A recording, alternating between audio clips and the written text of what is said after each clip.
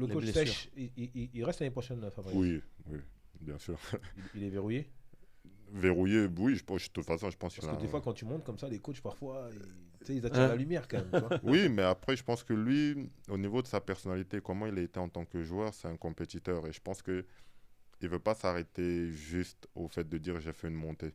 Je pense il veut Il veut aussi se confirmer. prouver et confirmer que la montée qu'il a fait, c'est vraiment, il a des idées précises de jeu et qu'il a confiance en ses idées et qu'il va amener en fait l'équipe au maximum où il peut. Après, on connaît le foot, hein.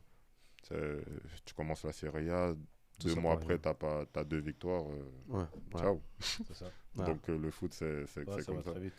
Ça va très vite. Donc, c'est plus facile de virer un coach que de virer 22 joueurs. Donc, Ouais. Jean-Pierre, tu vas parler un peu de qu'est-ce qui se passe en Suisse et on va revenir. Et le projet comment? oui, Thierry Henry, il est un investisseur. Fabregas aussi, coach.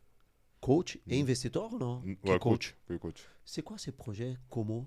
Bah, c'est un Tu peux nous projet. raconter, parce que moi j'ignore complètement, je m'excuse, mais on est là aussi pour découvrir tout ça avec Bah, le public et ça comme- nous fait plaisir. Como, pour moi, c'est un projet qui sera. C'est un club, vu le développement qu'il a actuellement et les moyens qui sont mis, c'est un club qui, pour moi, s'il continue à travailler comme ça, fera aller la Ligue des Champions peut-être dans 3 4 ans.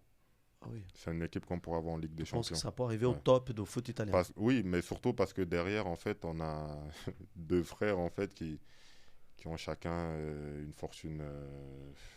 Ça se compte en milliards. C'est qui?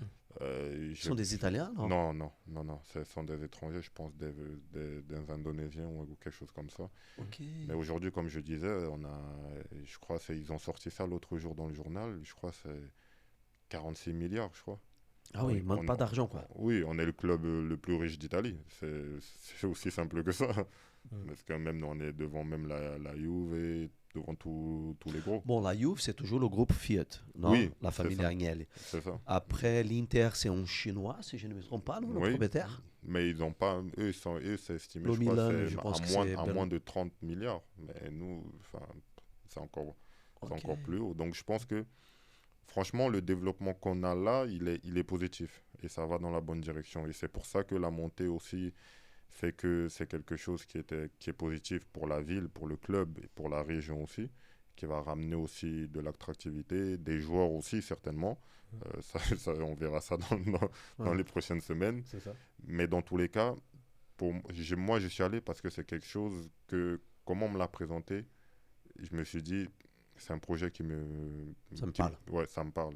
Et je préférais aller dans une équipe qui domine en deuxième division qu'arriver dans une équipe qui est à la rue en première division, parce que là, c'est un peu plus compliqué.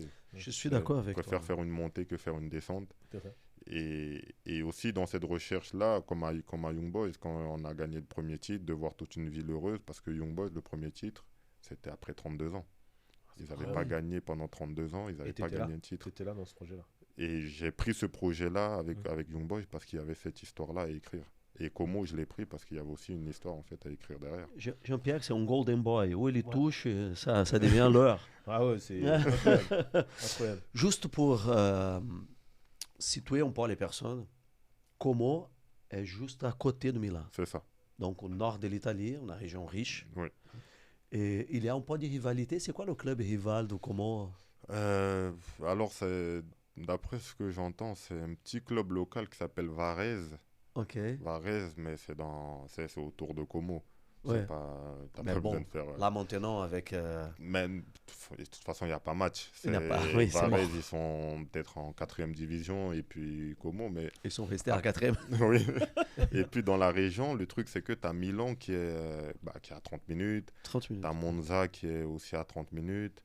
En fait, tu as pas mal de clubs qui sont situés en fait dans cette région-là nord qui font que tu es peut-être à 2 heures de route, 2 heures et demie. Tu as Gênes qui est à 2 heures et demie. Donc, enfin, il pourrait y avoir beaucoup de derby, mais ça c'est bien. ça va ramener de l'ambiance. C'est cool. Ouais. Et là, ils sont en train de restructurer le centre Le centre d'entraînement. d'entraînement. Le stade aussi, il est en Enfin, projet, le j'imagine. stade, oui, j'imagine aussi, parce que notre stade, il est pas. Donc, on va jouer normalement, d'après ce qui est dit, à Varese, du coup. Ah, Parce que notre. Ils ont un stade plus grand Oui, Varese, ils ont un stade plus Ah, grand donc le et club de qui est Varese. qui est homologué aussi. Oh, vous n'avez pour la même pas série. le stade homologué. Non, parce qu'il est. Tu sais, comme je disais tout à l'heure, beaucoup de stades en Italie gardent le style un peu ancien. Oui. C'est pas rénové, c'est pas moderne. Donc, du coup, il y a des choses qui sont pas compatibles en fait avec le haut niveau, tout simplement. Oui, la seule grande arena qui a été construite dans ces années-là, c'était le stade de la Juve, je pense. Hein.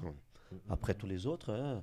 Roma, Lazio, ils jouent encore à l'Olympico. c'est C'est ça. un stade des années 60. Exactement. Pour les Jeux Olympiques de 60 à Rome. Après, il y Siro, a pareil. San Siro, Mm. Milan et Inter. Ça ne bouge pas grand-chose. Hein. Mais sauf que ça, ils ont prévu peut-être d'en construire 2 finalement. Ah ouais? Ouais. Oui, parce que je pense que tous les grands clubs, même la Roma, il y a des années qu'elle a un projet pour construire son stade, mais ça ne sort pas de papier à la fin. Il faut de l'argent. Ouais.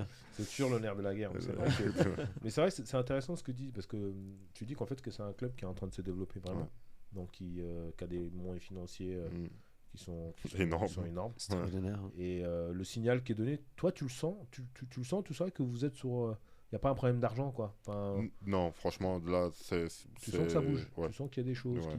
qui se mettent en Même place. le président, du moins le vice-président, il est avec nous. Il y a aussi Denis Wise qui est dedans. Oui. Qui est un ancien joueur qui a joué en Angleterre. Et Mhm.